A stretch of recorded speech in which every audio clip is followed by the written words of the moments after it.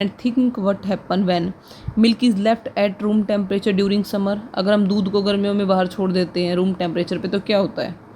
N iron tava pan nail is left expose to humid atmosphere.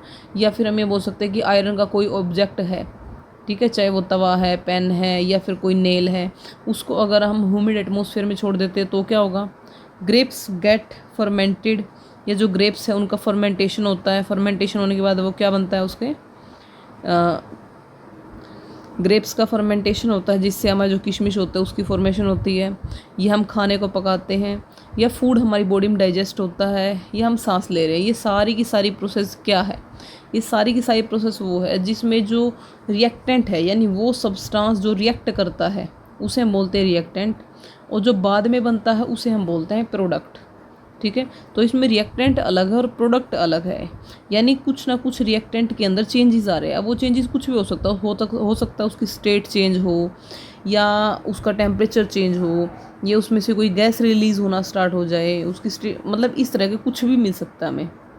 In all the above situations the nature and the identity of the initial substance have somewhat change. तो इन सब में हम क्या देखते हैं, जितने भी एग्जांपल हैं, कि जो इनिशियल सब्सटेंस है उसके अंदर कुछ ना कुछ चेंज आया है, यानी उसका नेचर चेंज हुआ है, उसकी आइडेंटिटी चेंज हुई है, कुछ तो चेंज हुआ है। We have already learned about physical and chemical change of matter in our previous class. हमने 9th क्लास में पढ़ा था कि फिजिकल चेंज क्या होता है और केमिकल चेंज क्या होता है। Whenever a chemical change occurs, we can say that a chemical reaction has taken place. जब फिजिकल चेंज की बात करते हैं हम तो हमने बोला था कि उस टाइम पे सिर्फ उसकी स्टेट चेंज होती है, लेकिन जब केमिकल चेंज होता है तो वो एक इरिवर्सिबल चेंज होता है, यानी जो इनिशियल सब्सटेंस है हमने क्या करते हैं, हम इनिशियल को तो फाइनल में चेंज कर सकते हैं लेकिन फाइनल सब्सटेंस से दोबारा इनिशियल नहीं बनाया जा सकता।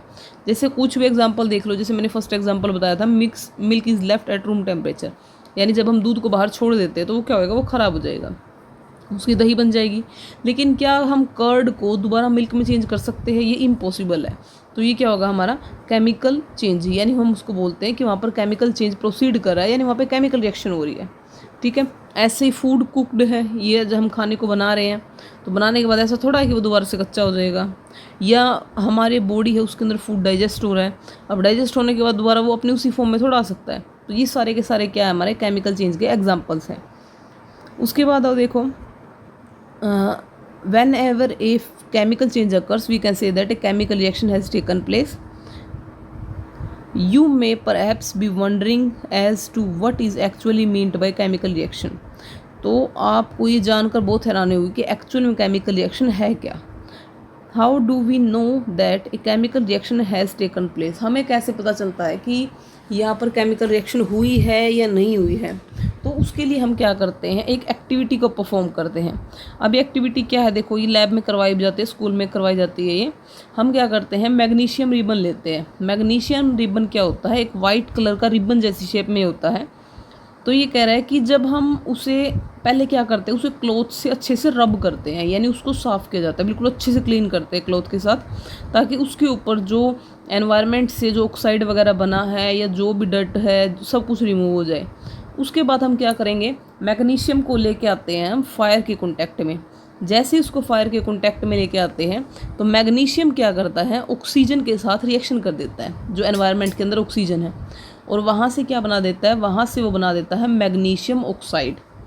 तो इस एक्टिविटी में ये दिया गया है कि मैग्नीशियम किस तरह से रिएक्ट करके मैग्नीशियम ऑक्साइड बनाता है। अब यहाँ पर क्या हुआ है, जैसे हम मैग्नीशियम को जलाते हैं तो ये ऐसा लगता है जैसे दिवाली की जो फायर क्रैकर्स वगैरह जलाते हैं, बिल्कुल सेम फीलिंग होती है, मतलब दिखने में ऐसा ही होता है। और इसमें वाइट कलर की फायर होती है, बिल्कुल प्योर वाइट, और ये हमारी आइज़ के लिए बहुत हार्मफुल होती है। जैसे ही इसमें जलेगा तो यहाँ पर क्या होता है, ये ऐश इकट्ठा हो जाता है। ऐश को हम हिंदी में बोलते हैं राख, एक तरह से वाइट कलर का ऐश को इकट्ठा होता है जिसे हम वाइट ऐश ही बोलते हैं, इसका नाम प्रॉपर वाइट ऐश ही है। ठीक है, तो ये है हमारा इसका एग्जांपल कि यहाँ पर केमिकल रिएक्शन प्रोसीड हुई, क्योंकि हमने स्टार्टिंग जो सब्सटेंस दिया था वो एक रिबन की फॉर्म में था जो मैग्नीशियम था, लेकिन फायर के कॉन्टैक्ट में आने के बाद वो बन गया मैग्नीशियम ऑक्साइड।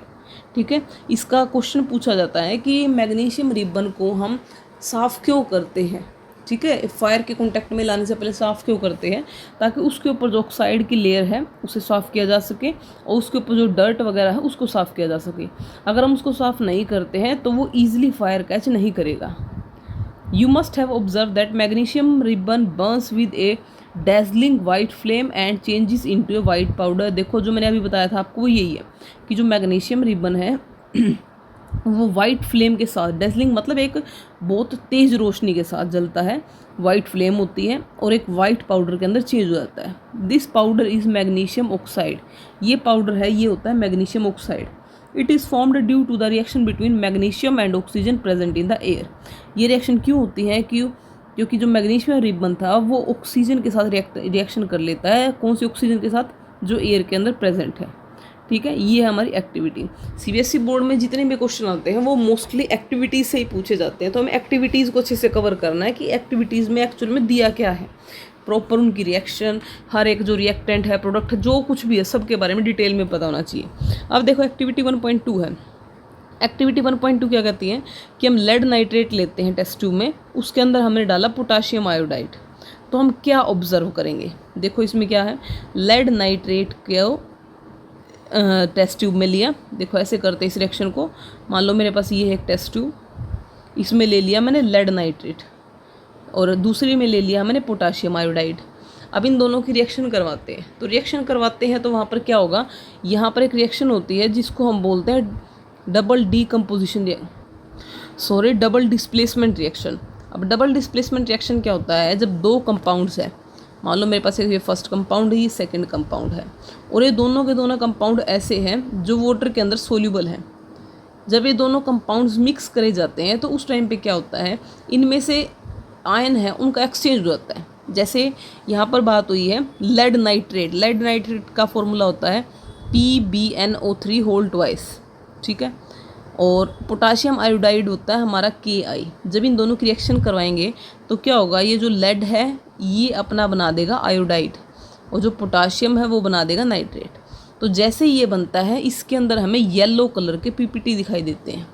अब यहाँ पर वर्ड बोला मैंने PPT की फुल फॉर्म होती है प्रेसिपिटेट, यानी ऐसा सब्सटेंस जो वाटर के अंदर इनसोल्यूबल है। ठीक है, वो बिल्कुल उसके जो बॉटम होता है उसमें बैठ जाता है, उसमें सेटल डाउन हो जाता है, तो उसे हम बोलते हैं PPT। ये हमारा सेकेंड एक्टिविटी के अंदर कि क्या हुआ। उसके बाद एक्टिविटी 1.3 है। एक्टिविटी 1.3 में क्या दे रखा है, इन्होंने लिया एक कोनिकल फ्लास्क लिया, इन्होंने बोला उसके अंदर जिंक के ग्रैन्यूल्स डालो। जिंक के ग्रैन्यूल्स जैसे ही डालेंगे, ग्रैन्यूल्स होते हैं छोटे छोटे पार्टिकल्स से होते हैं इसके, और वो डालते हैं। उसके बाद इन्होंने कहा उसके अंदर डालो dilute hydrochloric acid, sulphuric acid, ये डालो इसमें से। ठीक है, तो अब बताओ वहाँ पर क्या होगा। इन्होंने क्या बोला, जिंक लिया, उसके अंदर डाला, मान लो मैंने कह दिया HCl। जैसे ये डालेंगे तो यहाँ पर बनता है जिंक क्लोराइड, साथ में हाइड्रोजन गैस रिलीज़ होती है। ठीक है, तो ये होता है हमारी इस एक्टिविटी के अंदर, जो यहाँ पे दिखाया गया इस डायग्राम में कि किस तरह से मैंने जिंक लिया, उसके अंदर डाला हाइड्रोक्लोरिक एसिड और यहाँ से क्या होगा, हाइड्रोजन गैस रिलीज़ होगी। तो अब देखो ये जो 3 एक्टिविटीज़ हैं, इसमें हमें अगर हम ऑब्ज़र्व करते हैं तो हमें क्या पता चला कि केमिकल रिएक्शन का मीनिंग क्या है। फर्स्ट एक्टिविटी के अकॉर्डिंग क्या हुआ था कि हमने मैग्नीशियम का रिबन लिया था और जैसे हम उसे एयर के कॉन्टैक्ट में लेके आते हैं तो वो बनाता है मैग्नीशियम ऑक्साइड, जो वाइट कलर का पाउडर है।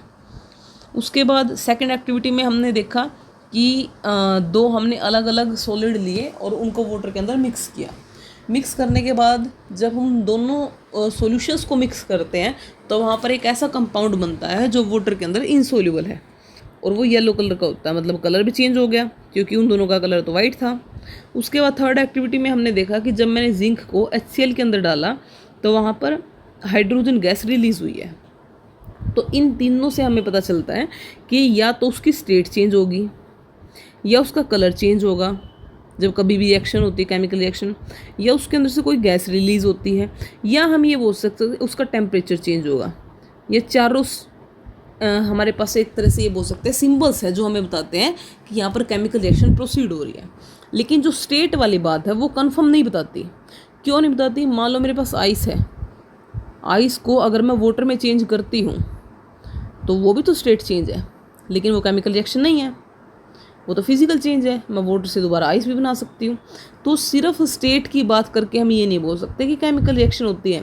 उसके अलावा हम कलर की बात कर रहे हैं, गैस इवोल्व हो रही है या टेम्परेचर चेंज हो रहा है रिएक्शन के बाद, ये तीनों कन्फर्म बताती हैं कि केमिकल रिएक्शन प्रोसीड कर रही है।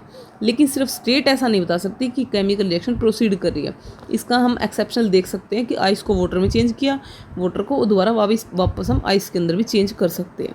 ठीक है, आई होप आपको समझ आ गया होगा। आगे हैं, as we observe the changes around us we can see that there is large variety of chemical reaction taking place around us. देखो जितने भी चेंजेस हमने इसके अंदर देखे हैं तो हमें पता चलता है कि हमारे चारों तरफ बहुत सारी केमिकल रिएक्शन है जो नॉर्मली होती रहती है। We will study about the various type of chemical reaction and their symbolic representation in this chapter. तो इस चैप्टर में हम क्या पढ़ते हैं कि जो केमिकल रिएक्शन है वो क्या है, उसके कितने टाइप है और किस तरह से हम उसको रिप्रेजेंट करते हैं। ठीक है, केमिकल रिएक्शन समझ में आ गया। केमिकल रिएक्शन क्या होता है, जिसमें हम एक इनिशियल सब्सटेंस लेते हैं और उससे हम एक ऐसे सब्सटेंस की फॉर्मेशन करते हैं जिसकी प्रॉपर्टी पहले वाले सब्सटेंस से बिल्कुल अलग है। ठीक है, या तो उसकी स्टेट अलग है, या वहाँ पर कोई गैस इवोल्व हुई है, या उसका कलर चेंज हो गया है, या उसका टेम्परेचर चेंज हो गया, कुछ तो उसके अंदर चेंज आई है, तो उसे हम बोलेंगे केमिकल रिएक्शन। अब आगे आता है केमिकल इक्वेशन क्या है। केमिकल इक्वेशन क्या है, when A magnesium ribbon is burned in oxygen it get converted to magnesium oxide. जब मैग्नीशियम रिबन को बर्न किया गया ऑक्सीजन की प्रेजेंस में तो वहाँ पर बना magnesium oxide. This description of chemical reaction in a sentence form A quite long. तो ये जो बात मैंने बोली है कि मैग्नीशियम रिबन को ऑक्सीजन में बर्न किया और वहाँ पर बना मैग्नीशियम ऑक्साइड, ये बहुत लंबी हो जाती है। तो इसको छोटा बनाने के लिए कुछ करना चाहिए। It can be written in a short form, तो उसको शॉर्ट फॉर्म में लिखा जा सकता है। The simplest way to do this is to write it in the form of word equation. हम क्या करते हैं, उसको लिखते हैं वर्ड इक्वेशन की फॉर्म में। वर्ड इक्वेशन मतलब जो मैंने बोला मैग्नीशियम ऑक्सीजन मैग्नीशियम ऑक्साइड, उनको हम वर्ड का यूज़ करके वहाँ पर बना the equation.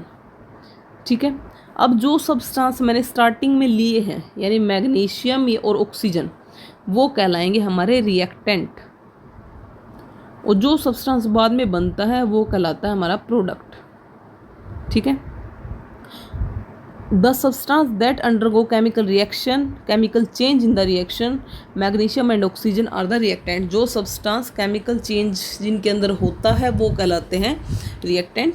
A new substance is magnesium oxide form during the reaction as a product. और जो नया सब्सटेंस हमारा बनता है वो क्या होता है, हमारा प्रोडक्ट होता है।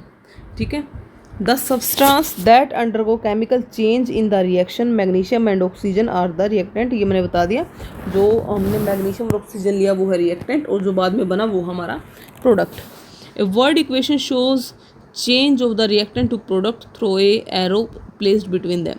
जो वर्ड इक्वेशन है उसको हम कैसे लिखते हैं, रिएक्टेंट लिखेंगे हम लेफ्ट हैंड साइड में, हमेशा लेफ्ट हैंड साइड में लिखा जाएगा रिएक्टेंट, और प्रोडक्ट लिखा जाएगा राइट हैंड साइड में।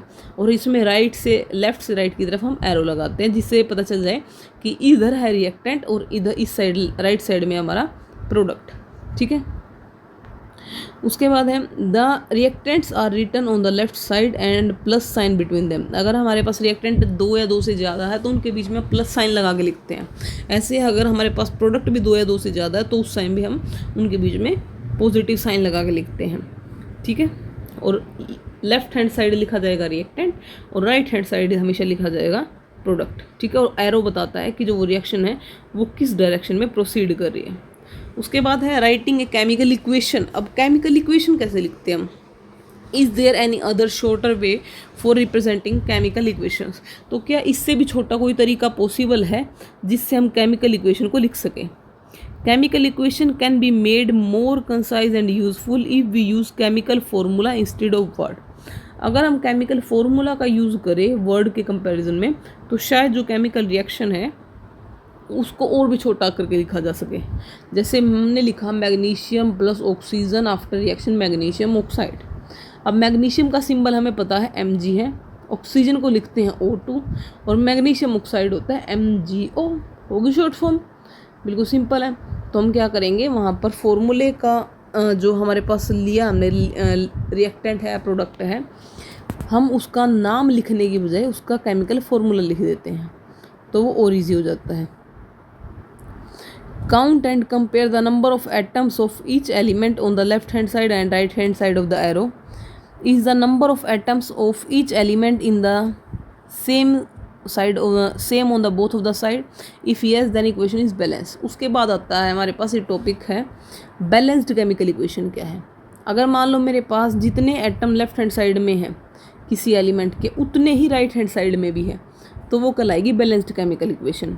जैसे मैग्नीशियम एक साइड एक है तो इस साइड भी एक है, ठीक है। इस साइड ऑक्सीजन 2 है, इस साइड 1 है, तो ये बैलेंस्ड केमिकल इक्वेशन नहीं है।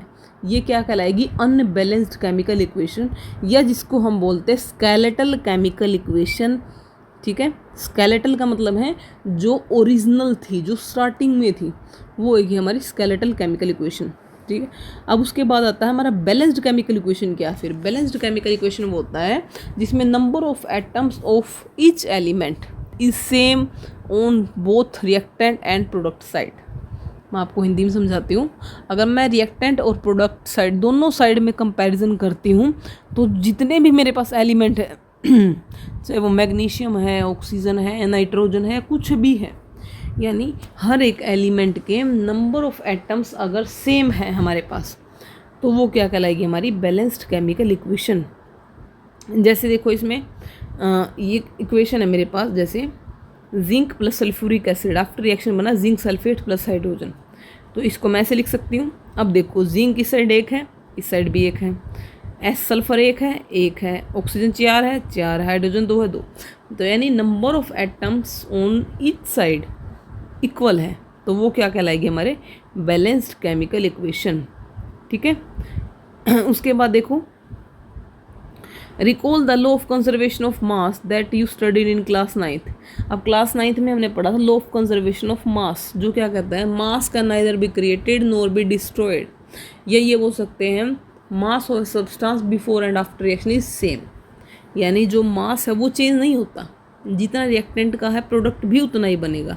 चेंज हो सकता है तो वो क्या है कि उसकी स्टेट चेंज हो सकती है, पहले वो सॉलिड था, लिक्विड बन गया, गैसेस फॉर्म में बने, कैसे भी बने, पर उसका मास हमेशा सेम रहता है।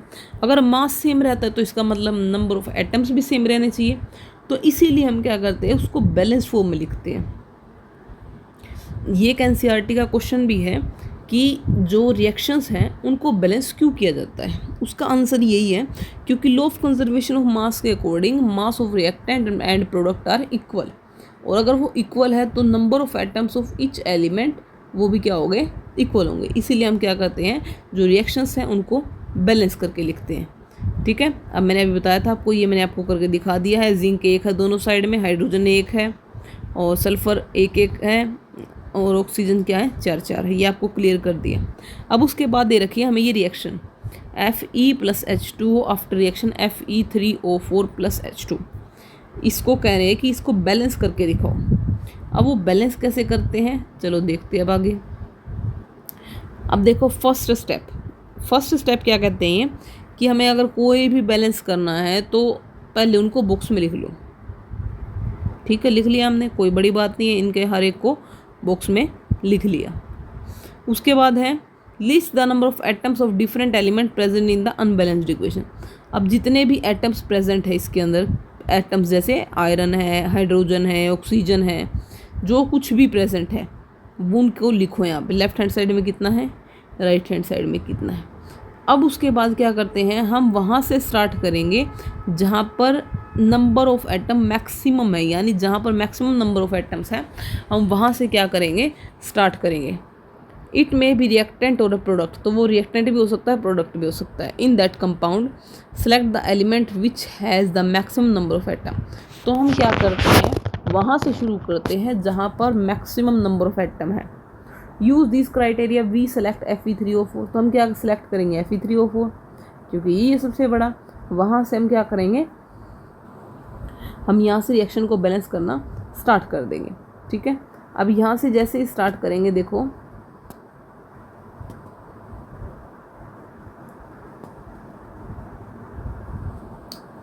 ये है मेरा Fe3O4, क्लियर है।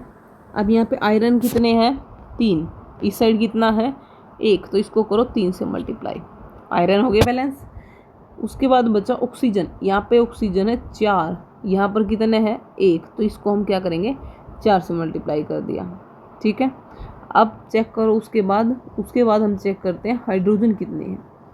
उसके बाद हम हाइड्रोजन चेक करेंगे। देखो यहाँ पर क्या किया इन्होंने, पहले ऑक्सीजन कर दिया, फिर आयरन कर दिया, और लास्ट में हम चेक करेंगे हाइड्रोजन यहाँ पर कितनी हो गई है, इस साइड हो चुकी है 8, इस साइड थी 2, तो इसको 4 से मल्टीप्लाई कर, ये हो गया हमारी रिएक्शन बैलेंस। उसके बाद आता है, यहाँ पर हमारा काम ख़त्म नहीं होता, उसके बाद हम लिखते हैं सिंबल्स उसकी फिजिकल स्टेट के, कि जो हमारा जो भी है रिएक्टेंट है, प्रोडक्ट है, वो किस स्टेट में है। अब वो किस स्टेट में है का मतलब क्या है, जैसे हम गैस है तो गैसिस फॉर्म में है तो G लिख दिया, लिक्विड है तो L लिख दिया, एक्वस है तो AQ लिख दिया, सॉलिड है तो S लिख दिया। इस तरह से हम उसको अलग अलग लिख सकते हैं। ठीक है, note that symbol G is used with water to indicate that in this reaction water is used in form of steam. अगर कहीं पर हमें वाटर के साथ G लिख दिया जाए तो इसका मतलब क्या होगा कि वहाँ पर जो वाटर है वो स्टीम की फॉर्म में यूज़ किया गया है। Usually physical states are not included in a chemical equation unless it is necessary to specify them। हम फिज़िकल जो इसकी इक्वेशन है जो हम बनाते हैं, बैलेंस्ड केमिकल इक्वेशन लिखते हैं, उसमें हमें फिज़िकल स्टेट लिखवाने की ज़रूरत नहीं है। जब तक कि हमारे पीछे एग्जामिनर ना पड़ जाए ना कि फिज़िकल स्टेट लिख के दिखाओ, तब तक हमें नहीं लिखनी। ज़बरदस्ती का ज्ञान नहीं बांटना है पेपर में जाके कि हम तो अपनी तरफ से फिजिकल स्टेट लिख देंगे। अगर नहीं कहा है ना फिजिकल स्टेट के लिए तो मत लिखो। अगर बिल्कुल 100% श्योरिटी है कि हमें पता है कि इसकी फिजिकल स्टेट क्या है, हम तभी लिखेंगे। लेकिन अगर हमें थोड़ा सा भी डाउट है कि फिजिकल स्टेट शायद गलत हो सकती है, तो हम फिजिकल स्टेट नहीं लिखेंगे। ठीक है, ज्ञान नहीं देंगे फालतू एग्जामिनर को। उसके बाद है usually physical state are not included in the chemical equation unless it is necessary to specify them। देखो इन्होंने भी ये बात कही, जब तक स्पेसिफाई ना किया जाए तब तक उसको इंक्लूड नहीं करना। Sometime the reaction conditions such as temperature, pressure, catalyst for the reaction are indicated above or below the arrow। कई बार क्या होता है, जैसे टेम्परेचर है, प्रेशर है, कैटालिस्ट है, उसको हम कैसे दिखाते हैं, जैसे इस साइड लिया मैंने रिएक्टेंट, यहाँ पे लिया मैंने प्रोडक्ट, तो बीच में जो जगह यहाँ पे एरो के ऊपर है, इस पे हम दिखा देते हैं कि हमने टेम्परेचर बढ़ाया है, कम किया है, प्रेशर चेंज किया, जो भी हमने किया है वो हम यहाँ पर दिखा सकते हैं इजीली। ठीक है, उसके बाद देखो एग्जांपल दे रखे हैं, जैसे यहाँ पे इन्होंने लिख के दिखाया CO+2H2 आफ्टर रिएक्शन CS3OH। यहाँ पर प्रेशर लिया 340 atm एटमोसफेयर, तो इन्होंने उसको दिखाया है। कार्बन मोनोऑक्साइड को गैसेस फॉर्म में लिया, हाइड्रोजन को गैसेस फॉर्म में लिया, और जो हमारे पास यहाँ पर बना CS3OH, वो किस फॉर्म में बना, लिक्विड फॉर्म में बना। ऐसे ही हम फोटोसिंथेसिस रिएक्शन दिखा सकते हैं। CO2 लिया, 6 CO2 + 12 H2O, आफ्टर रिएक्शन क्या बना, C6H12O6 + 6 CO2 और 6 H2O। हर एक की स्टेट दिखा रखी है।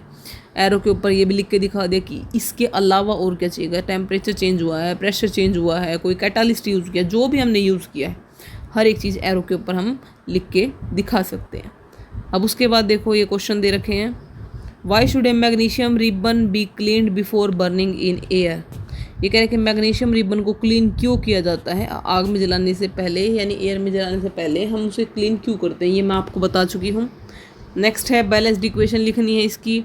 ये सारे आप अपने आप ट्राई करेंगे, अगर आपसे होते हैं तो अच्छी बात है, नहीं होते चैप्टर कंप्लीट होने के बाद ये सारे मैं आपके सोल्व करवा दूँगी। नेक्स्ट आता है हमारा types of chemical reaction.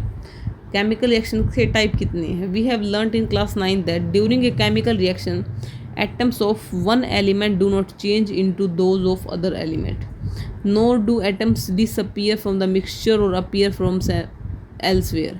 Actually, chemical reaction involve the breaking and making of bond between atoms produce new substance। ये कह रहे हैं कि हम 9th क्लास में पढ़ चुके हैं कि ना तो एटम को बनाया जा सकता है, ना हम उसको डिस्ट्रॉय कर सकते हैं। ऐसा भी नहीं कहीं से भी अपने आप आ जाएगा या कोई एटम है वो अपने आप गायब हो जाएगा, ऐसा कुछ नहीं होता। एक कंपाउंड से दूसरा कंपाउंड जब भी बनता है तो वहाँ पर क्या होता है, कुछ पुराने बॉन्ड टूटते हैं और नए बॉन्ड की फॉर्मेशन